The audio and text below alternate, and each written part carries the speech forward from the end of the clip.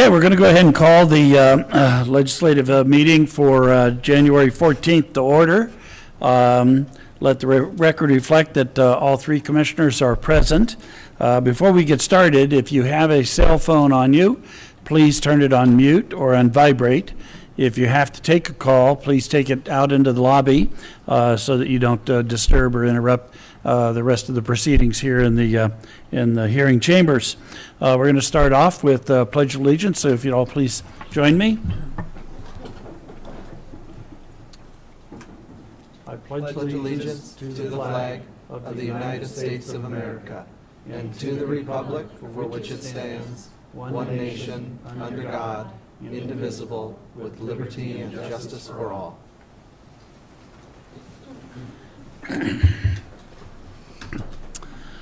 So our next item of business is a open public forum. We'll be holding two of these, one at the beginning of the meeting and one at the end of the meeting. This is an opportunity where anybody in the audience can provide commentary on any item other than items appearing on tonight's agenda.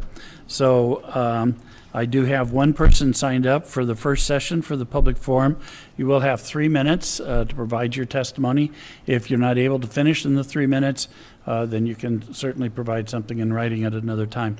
And so the person that if you haven't signed up, please fill out one of the yellow slips and give it to our clerk, Gina, at the end of the dais, and we can get you into order.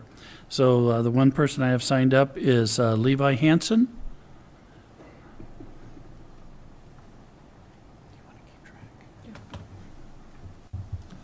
If you could give us your name and address for the record. Yes, hi, Levi Hansen, 8304 Northview Court, Spokane.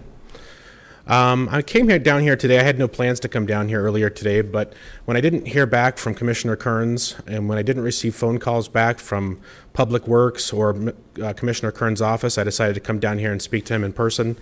I emailed him yesterday morning around 6:30 because I had just witnessed an ambulance try to come up the hill in front of my house on Northview Court. The ambulance made it about halfway up before losing traction and then sliding backwards down the hill out of control.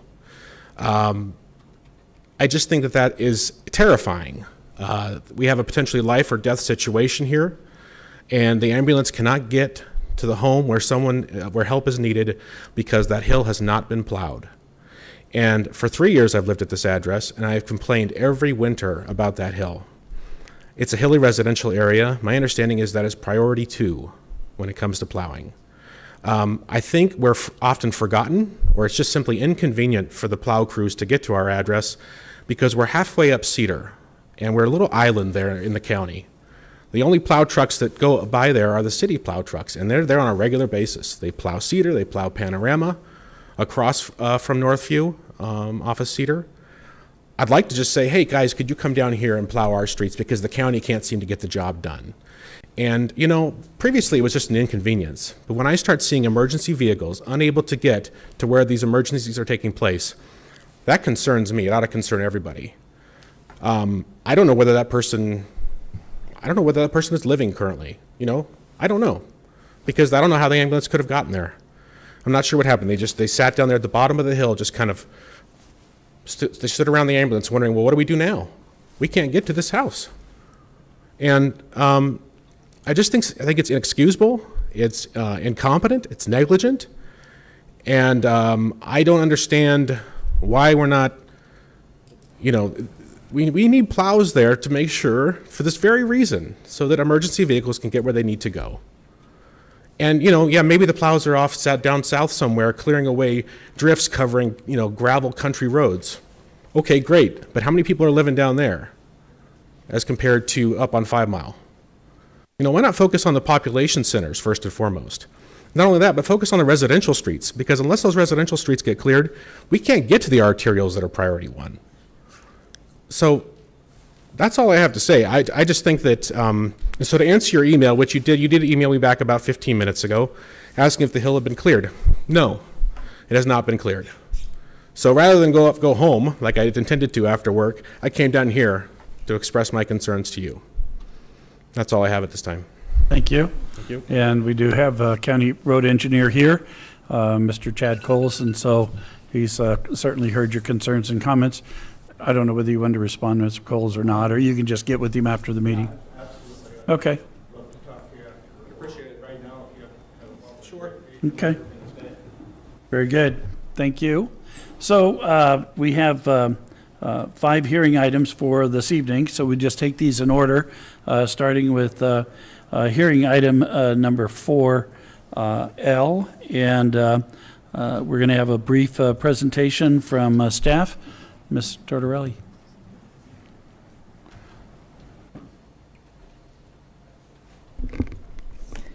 Thank you, Commissioners. This is an amendment to a lease that you previously signed this year, but we needed to make an amendment to it.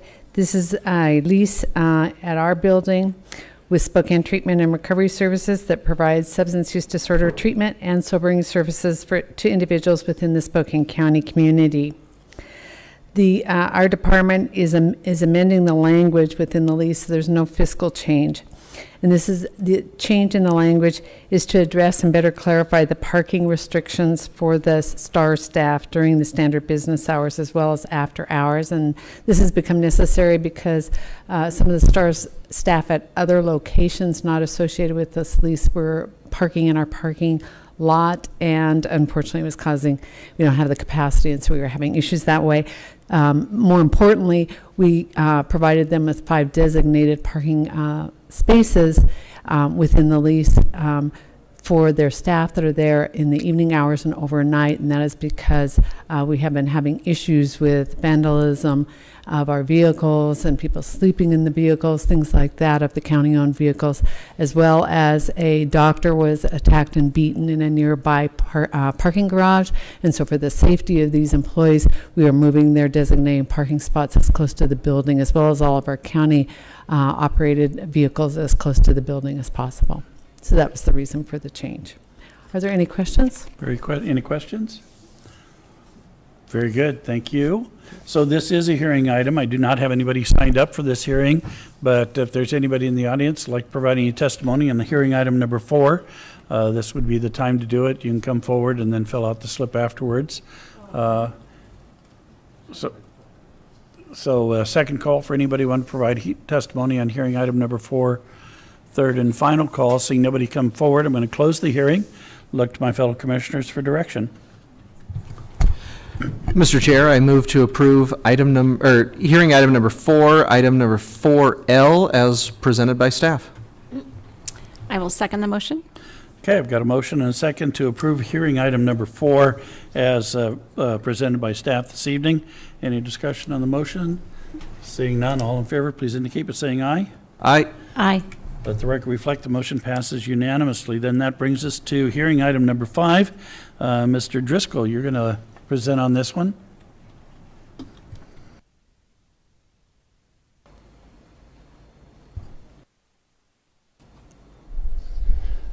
Thank you. For the record, I'm Jack Driscoll from the County Prosecutor's Office. Board, this is a lease for 222 North Havana, Suites 203 and 205 through 7. These properties, as you know, are out in the fairgrounds by the Conservation District, the Washington State Extension areas. The lease term for this is proposed to be January 1st, 2020 to December 31st of 2022. And the reason that's important is this lease will expire at the same time as many of the other leases out there. And there's a number of suites out there that are mostly rented by state agencies, so that allow the county to renegotiate those all about the same time. It also increases the square footage in this suites being leased from 998 square feet to 1,134 square feet. And the rent is also increased from $1,247.50 a month to $1,545 per month. And this new rate is consistent with the current market rates. And that's essentially what this is. I don't have anything else. Any questions for Mr. Driscoll? Thank you, sir. Thank you. So this also is a hearing item, and so I do not have anybody signed up to provide testimony. But again, if you are in the audience and would like to provide testimony on hearing item number 5, this would be the time to come forward. So second call for anybody wanting to provide testimony on hearing item number 5. Third and final call. Seeing nobody come forward, I will close the hearing on item number 5. Look to my fellow board for direction. Okay. Mr. Chair, I move to approve hearing item number 5, number 5L, as presented by staff. I will second that motion. Got a motion and a second to approve hearing item number 5 as presented by staff. Any discussion? Seeing none, all in favor say aye. Aye. Aye. Let the record reflect the motion passes unanimously. Then that brings us to hearing item number 6. Mr. Gene Rep is going to give us a presentation.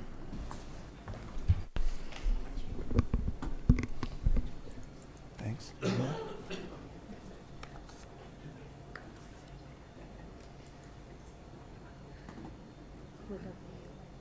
Page up and down, okay.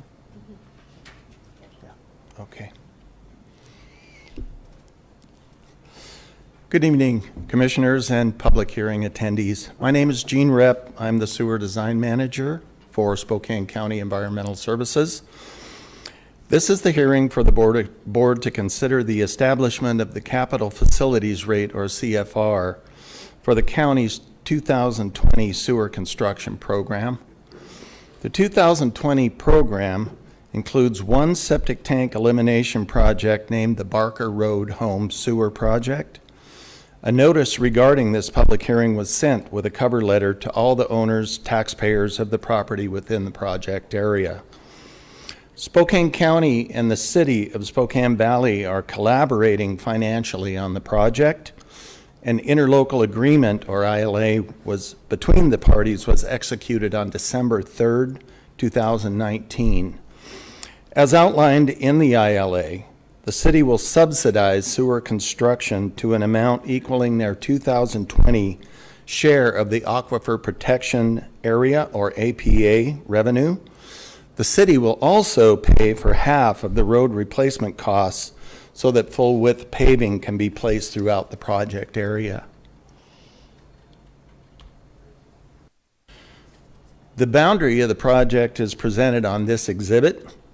Project boundary is generally Barker Road on the west, Montgomery Drive to the east, Fairwood Avenue to the north, and the Spokane River to the south. There are approximately 193 properties within the project boundary, predominantly single-family residences. The project area overlies our sole source aquifer and is immediately adjacent to the Spokane River. Development of the project area is fairly dense, and the properties are currently served by individual septic tanks systems. This area was not included in the county's extensive original septic tank elimination program that was completed in 2011 because extension of the sewer system to the area was not previously cost effective. The regional sewer system has now been extended to facilitate service to the Barker Road Homes area. Further, given the city-county collaboration, we believe this to be the optimum time to proceed with the project.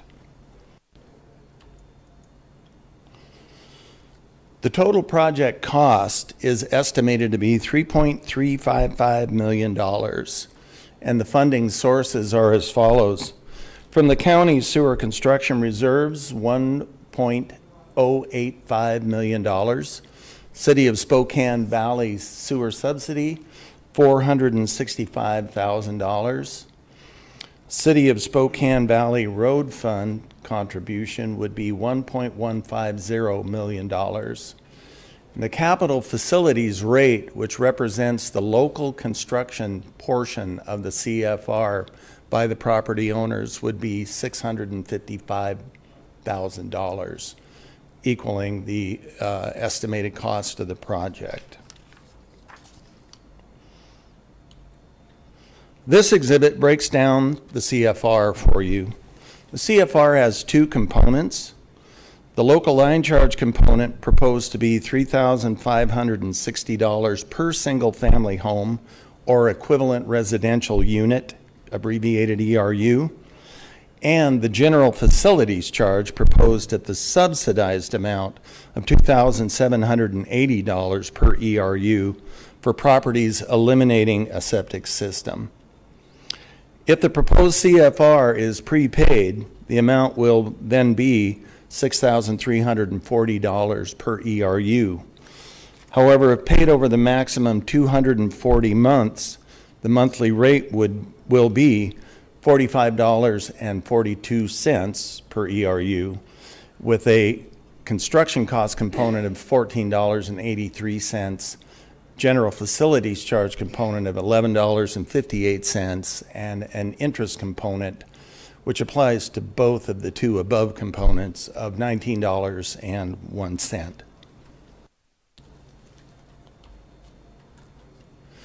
Additionally, a financial assistance program will be available to the property owners who meet established income thresholds. This program will be similar to the CAPA program previously used in our earlier septic tank elimination program. Homeowners may qualify for grant money to pay their CFR and/or zero interest loans to help pay for the sewer connection charges, depending on income. Therefore, to wrap it up, staff is recommending that the Board of County Commissioners adopt the proposed CFR for the 2020 sewer construction program as presented and as outlined in the resolution that we've submitted for your consideration. One last thing to add, please note that Mr. Stephen Talley, who lives in the project area, submitted comments this afternoon via email to the clerk of the board. Copies have been distributed to each of you, and the clerk will have a copy for the record and the file. And then with that, thank you very much for hearing me out, and I'm happy to answer any questions you may have. Any questions for Mr. Ripp? I'm sorry, we'll get to testimony in a minute. Okay, thank you very much. Very good, thank you. This is a hearing item, and so I don't have anybody that signed up to provide testimony on this item. So if there's anybody in the audience who'd like to provide any testimony on hearing item number 6, please come forward to the podium and we'll have you fill out one of the yellow slips after you provide your testimony. So is there anybody in the audience who'd like to provide any testimony on hearing item number 6? Okay, please come forward to the microphone.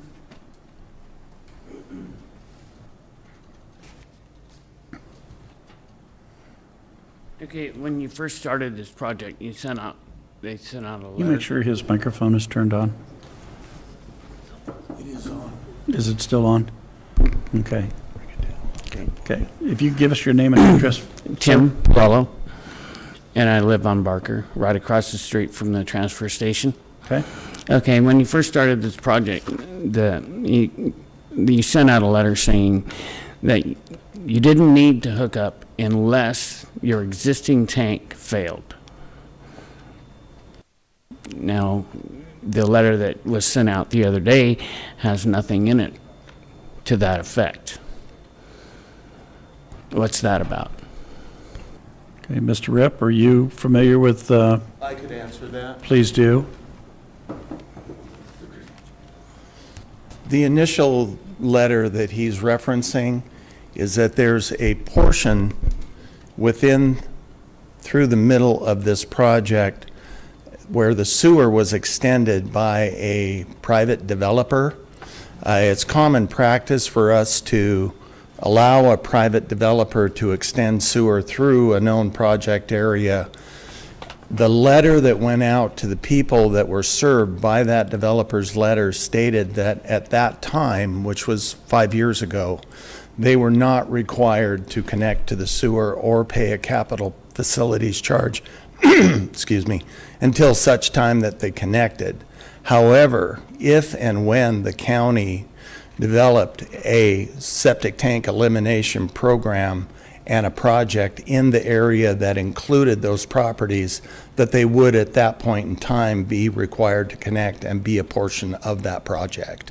And then could you also talk about the timeline for how much time do they have to be able to hook up? what the county has done in the past and will do on this project, once the project is completed, now that's probably going to be in the fall of 2020, so often we extend that start date to the spring of the following year. Those properties will be given a 1-year mandatory connection notice. Okay. So it is quite possible that it could be 2 years before they actually are required to connect. Okay.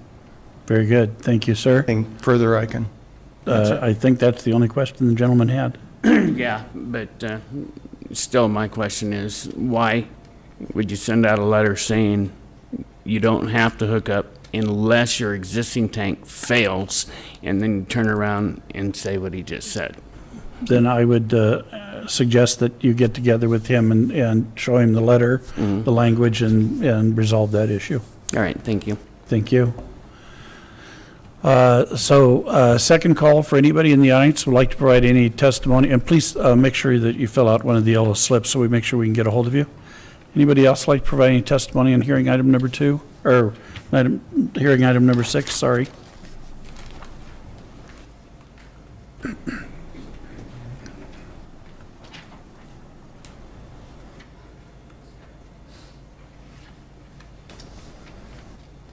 Hi, I'm Peggy Whitby, and my husband and I live on Jackson, and a lot of this is very foreign language to me, so, but I don't understand if we have to put this in. Make sure you speak into the microphone Okay. so that we can get an accurate record. We have to put this system in, but we are having to pay interest on having it put in. So we're out another $4,000 some in interest on this loan to put this in. Plus, we have to put it to our house, which is somewhere around, from what I've heard, around $3,000. And I mean, that's a lot of money to some of us who could use our money to put a roof on our house instead of doing this. So I don't understand why we're paying interest on something that we're not even asking to be done. So the interest payments are only if you choose to finance it over the 20 years. If you choose to go ahead and pay it off, then there is no interest expense associated with it. So it's just a matter of if you want the county to be able to finance that for the 20-year period, we're happy to do that. That's available to you.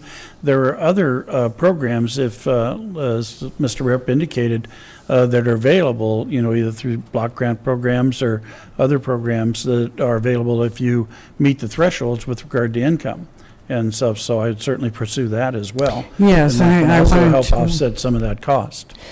Yes, I do want to look into that. But then, okay, so that helps with possibly that initial loan cost. But then when we go to have to put it into our house, then we're on our own to try to figure out how we're going to pay this contractor a few $1,000s to put it to our house. Some of us on disability and Social Security, and that's it. We don't have that kind of money. That's why I would suggest that you look at some of the block grant money that's available. Grant money's available. Block grant money that's available that can help offset some of that cost. And again, you have to meet certain income thresholds to become eligible for that. But those programs are also available. So we possibly have 2 years, not just 1 year, Right. to pay that. Yeah, you've theoretically got until the end of 2022 to be able to complete with all of the work. Okay. Okay. Okay. And, thank you. And again, this program to clean up septic tanks over the top of our aquifer. I mean, this program has been in existence for what now almost 30 years. When we first started to remove septic tanks. And the reason we're engaged in removing septic tanks is because they leach into our sole source drinking water. So it's in our collective best interest to make sure that the drinking water is protected from septic tanks. The other challenge is, and especially in developments like this that are older, is when your septic tank fails, and ultimately they all do, your ability to put a new septic system and drain field on a small lot is very challenging. In many cases, it just can't happen because the lot is so small. When that happens, you don't have sewer access to your property. Now you can't live in the residence. And so extending sewer out in these areas is good insurance to be able to make sure that, even when that sewer system does fail, you have access to a sewer line. So it will actually enhance the value of your property, and it enhances the value and the quality of the water that we're all drinking. So there are programs to help, and I'd encourage you to get with staff and, Yes, I will. and see what's available And for I you. do agree, this is it's a good thing, but for some of us, this is huge hardship. Right. So, so the amount that we have to pay monthly is the $45 period, as far as monthly goes. Because somebody said there was also another charge for something else that's monthly, so it ends up being almost $100 a month. Mr. Rep, can you respond to that? In addition to that cost that covers the cost of the construction and the general facilities, once each property is connected, there is a monthly sewer service fee, similar to that of your garbage, your electricity, your Water. cable. Right. It's a utility bill that's monthly once you connect. Right. So it's Okay. 45 plus that. Yes. Okay. Thank you. So, third and final call for anybody else that would like to provide any testimony on hearing item number 6. Seeing nobody come forward, I will go ahead and close the hearing and look to my fellow commissioners for direction.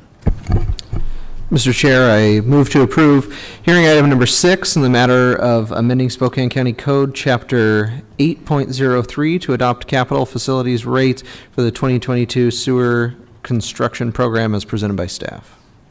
I will second the motion. Got a motion and a second. Any discussion on the motion? Seeing none. All in favor, please indicate by saying aye. Aye. Let the record reflect the motion passes unanimously. That gets us to hearing item number 7. And this is in the matter of adopting the Spokane County Parks Recreation Open Space Plan. Mr. Knowles. Good evening, Board. Paul Knowles, Special Projects Manager, Spokane County Parks. The item is the adoption of the 2020 Parks, Recreation, and Open Space Plan that I'm going to refer to as the Park Plan. The comprehensive plan instructs that Spokane County adopt, by reference, and maintain a detailed parks and open space plan every 5 years. And previously, the park plan was adopted in 2014, in February of 2014. In addition, the Washington State Recreation and Conservation Office requires us to have an updated plan every 6 years to maintain eligibility for certain state grants that we apply for to enhance existing parks and help purchase new parks and open space property. So this park plan was developed utilizing public participation and comments per Spokane County's public participation guidelines, and this includes holding numerous stakeholder interviews with park providers and park users, holding 6 open houses throughout the county, and also having an online survey that had well over 500 submissions. In addition, we've had great coverage throughout the process via the Spokesman Review and other media outlets, and we've had all of our materials along the way, including the draft park plan document, available on the website for the public to view and review over time. In addition, we did receive a lot of very positive input throughout the process. So. As far as the park plan itself, the park plan includes population projections, an updated park inventory, updated goals and policies, a demand and need analysis for community parks, regional parks, aquatic facilities, softball fields, campsites, and open space. A capital facilities plan from 2020 through 2025 that identifies specific projects, and a summary of all that great public participation that we had throughout the year. As far as our adoption process, we submitted a 60-day notice to adopt to the Washington State Department of Commerce on August 20th of 2019 and received no comment regarding that. On November 4th of 2019, we issued a determination of non-significance for non-project action, and we received no comment on that from the public. The Spokane County Parks Advisory Committee has endorsed the park plan. The Spokane County Planning Commission was briefed on the park plan on November 14th. And then on December 9th of 2019, we briefed the board here. So with that, I'm happy to take any questions. Any questions for Mr. Knowles? No, don't see any. Okay. Okay, so this also is a public hearing, so I'm going to go ahead and open it up for anybody in the audience who would like to provide any testimony on hearing item number 7. Again, if you haven't filled out the yellow slip, you can always do that after you provide your testimony. Second call for anybody wanting to provide testimony. Third and final call for anybody wanting to provide testimony in hearing item number 7. Seeing nobody run to the microphone, I'm going to go ahead and close the hearing. Look to my fellow commissioners for direction. Mr. Chair, I move to approve hearing item number 7. That's item number 7L in the matter of adopting Spokane County Parks, Recreation, and Open Space Plan as presented by staff. I will second that. Okay, I've got a motion and a second. Any discussion? Seeing none, all in favor, please indicate by saying aye. Aye. Aye. Let the record reflect the motion passes unanimously. That brings us to resolution number 8. This is in the matter of the application of Verizon Wireless LLC for a franchise to construct, operate, and maintain a small cell telecommunications and information system within the right-of-way for Spokane County. And you're on. Thank you, Commissioners. Monty Chamberlain with the Public Works Department. Yeah, that is quite the mouthful for the application. It is for small cell deployment into the county road system. The applicant is Verizon Wireless, and Jason Verdusco from Verizon is here in the audience today. For an example, this is one of the small cell installations such that would be put in by Verizon, and the purpose of the small cell is densification of the 4G network, and it can also be implemented for 5G as well. So that's an example of what it would look like. Small cells are covered by the small cell ordinance, which was adopted by the board last September. It's in Spokane County Code 9.56. That sets the standards for small cell installations, all of them. It's co-location unless not technically feasible. Co-location means put onto existing poles. It does come with the FCC, allows safe harbor fees of $270 per year per installation. And it comes along with some design and concealment standards that, restricts the size of them and tries to make them less, stand out, not so much. This specific application that Verizon has brought is for co-location on Avista poles. The franchise does cover all county roads in the unincorporated area. It is an initial 5-term application that can be renewed upon agreement of both parties for 3 consecutive 5-year renewals. And the initial proposed rollout is up near Whitworth University. They can, again, the franchise does cover the whole county, but that was the first spot that they were interested in. And so, that's the basics of what we're looking at tonight. Do we have any questions? Very good. Any questions? Okay, so this is not a hearing item. This is simply a resolution for the board consideration. So chair is open to direction. Yeah, it should be a hearing time. It's listed here as a resolution. Okay. My apologies, I didn't write that part. I'm sorry. That's okay. It is a hearing. I'm good. I'm glad to know that I can read. You read perfectly, Commissioner, yes. So this is a hearing, and I know a lot of you have been waiting just for this. This is a hearing item, and so I do not have anybody signed up to provide testimony. So if there's anybody in the audience that would like to provide any testimony on hearing item number 8. Second call for anybody who wants to provide testimony on hearing item 8. Third and final call. Seeing nobody come forward, I'm going to close the hearing and look to my fellow commissioners for direction. Mr. Chair, I move to approve item number 8, item number 8L, in the matter of the application of Verizon Wireless LLC for a franchise to construct, operate, and maintain a small cell telecommunications and information system within county right-of-way in Spokane County, Washington, as presented by staff. I will second the motion. I've got a motion and a second. Any discussion on the motion? Seeing none, all of those in favor, please indicate by saying aye. Aye. Aye. Let the record reflect the motion passes unanimously. Then that gets us to our second open public forum, and I do have a sign-up sheet here from Miss Janine Rise, and we do also have an email from you that was delivered to the clerk. Yes. So that will be part of the record as well. Thank you. And did you get the map as well with the email? Actually, on this item, we got a full briefing this afternoon on the situation and an update from staff on measures being taken to address the issue with the property owner and stuff. So this is something that we are moving forward with aggressively.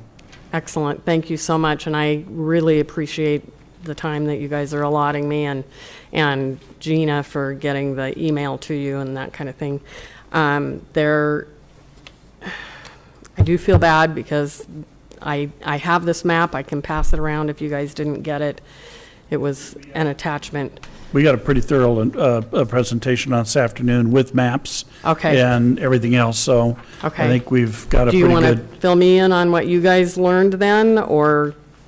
Well, we learned that the owner of the property has been stockpiling soil on the property, has not pulled a permit.